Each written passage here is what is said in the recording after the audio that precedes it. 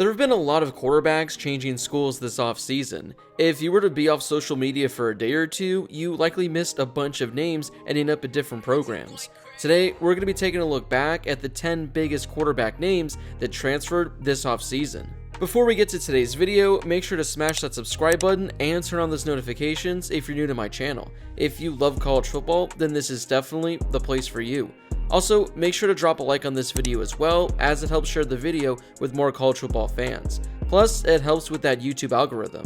If you give this video a like, it'll guarantee that your favorite school lands the top transfer quarterback next season. Seriously, it'll happen. All you gotta do is drop a like on this video. We'll start off this top 10 with the biggest quarterback transfer from the offseason, Caleb Williams, who transferred from Oklahoma to USC, reuniting with his former head coach, Lincoln Riley. This is what Caleb Williams said to ESPN after he announced he'd be transferring to USC. "I wanted to go somewhere I thought would provide me with the best development, both on and off the field. Getting to know Coach Riley and gaining familiarity with his offense definitely played a part in my selection, as well as already knowing some of the guys on the team. I want to get to work right away, earn the trust of my teammates, win championships, and help bring USC back to being a top-rated program." Caleb Williams was named an ESPN Freshman All-American at Oklahoma in 2021 after he took the starting job from Spencer Rattler. Williams started the final 7 games for the Sooners and finished the season with just under 2,000 passing yards and nearly 500 rushing yards, as he accounted for 27 total touchdowns and threw only 4 interceptions. Speaking of USC, with Caleb Williams coming in, it meant a few quarterbacks had to transfer out. We'll start with Keaton Slovis, who transferred to Pittsburgh after 3 pretty good seasons at USC. After an injury to JT Daniels back in 2019, Keaton Slovis was the starting quarterback over the next 3 seasons for the Trojans. He threw for over 3,500 yards with 30 touchdowns as a freshman and was named the Pac-12's Freshman of the Year. He had a rough 2021 season though, as he battled numerous injuries and split time rotating snaps with freshman Jackson Dart. Keaton Slovis ended up finishing the 2021 campaign with 2,100 passing yards and only 11 touchdowns. The other USC quarterback that transferred out was Jackson Dart, who transferred to Ole Miss.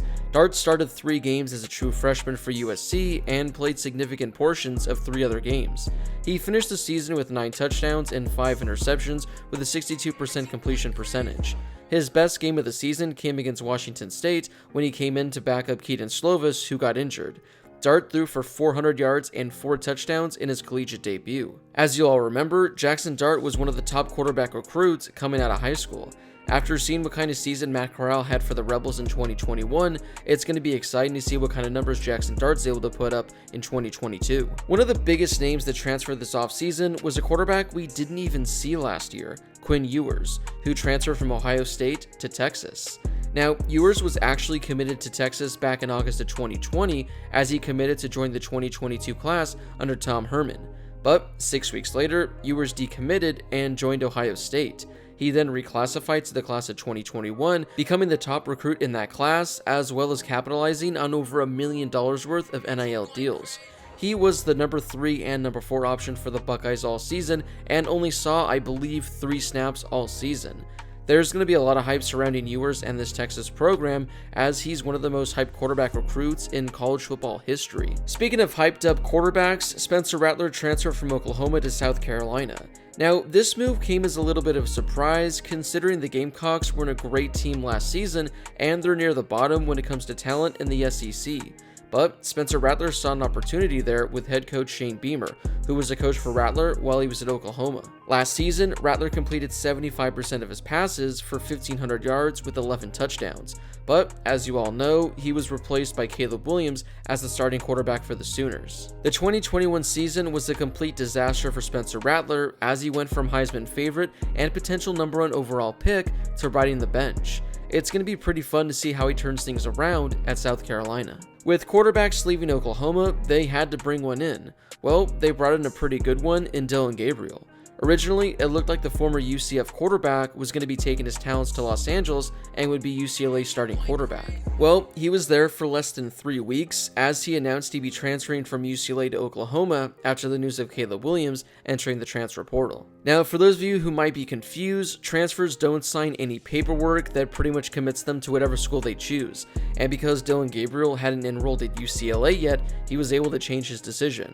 Now, luckily it ended up working out okay for UCLA, as Dorian Thompson-Robinson announced he'd be returning for the 2022 season. Dillon Gabriel was fantastic for UCF through his first 2 seasons, but his 2021 season was cut short due to an injury. At Oklahoma, he's going to be reunited with new offensive coordinator Jeff Lebby, who was the quarterback's coach and then the offensive coordinator at UCF from 2018 to 2019. So both these guys already have a lot of familiarity.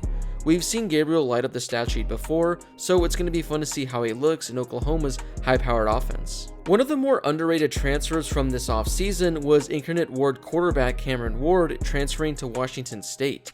He was by far the best quarterback at the FCS level in 2021. He won the Jerry Rice Award as the best freshman in the FCS during the 2021 spring season. He followed that up by throwing for 4,700 yards with 47 touchdowns in the fall. After 2 seasons, he owned school records for passing touchdowns and passing yards. Him going to Washington State actually made a lot of sense because his former head coach from Incarnate Word, Eric Morris, was hired as Washington State's new offensive coordinator. We've seen a number of FCS quarterbacks make the jump to the FBS level and have a lot of success, and I expect Ward is going to be the next one to become a well-known name. This next name might surprise you because you likely didn't know that he was still in school. Adrian Martinez announced that he'd be transferring from Nebraska to Kansas State. Martinez was at Nebraska for seemingly forever as he holds 16 school records, including career total offense with nearly 11,000 yards.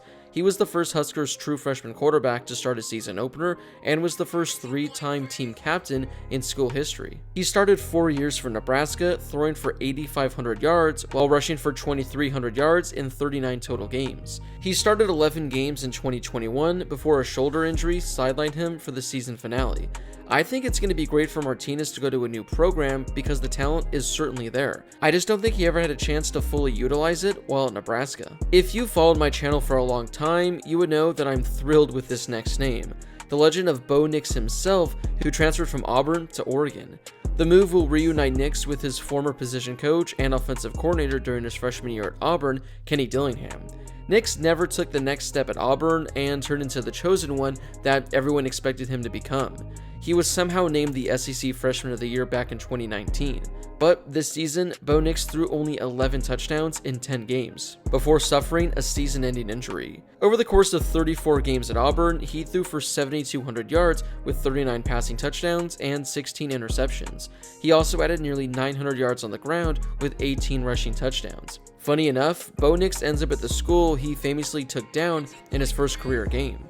Now, I know I've been hard on Bo Nix over the last few years, but I genuinely hope he's able to win the starting job and have a solid season for the Ducks. Wrapping up this video will be my former quarterback, Jayden Daniels, who transferred from Arizona State to LSU. Now, if you guys remember, this situation was an absolute mess. Back in December, he announced he'd be returning to ASU for one more season, but he then shocked everyone when he decided to enter the transfer portal. That video then surfaced of current ASU players taking things out of his locker and trashing his name. Well, now he heads to LSU, where he'll likely be the starting quarterback. Now, as someone who watched him in the Pac-12, all I have to say is, good luck, Tigers fans. Now, he was great as a true freshman, but his numbers have gotten significantly worse over the last 2 seasons. In 13 games in 2021, Daniels threw only 10 touchdown passes to go along with 10 interceptions. He also averaged only 180 passing yards a game. Maybe he'll turn things around at LSU, but it's really going to be interesting to see how he performs against really good SEC defenses. Well, those were the top 10 quarterbacks who transferred this offseason. Which name on the list was the most surprising that entered the transfer portal? Of all these players, which quarterback do you think is going to have the best season in 2022? Let me know in the comment section down below. Sometime later this week, I'm also going to be dropping a video talking about other notable quarterbacks that have entered the transfer portal this offseason, so make sure to stay tuned for that. If you haven't done so yet, now is the perfect time to smash that subscribe button and turn on those notifications if you're new to my channel. If you love college football, this is definitely the place for you. As always, thank you guys so much for watching, and I'll see you all in my next video.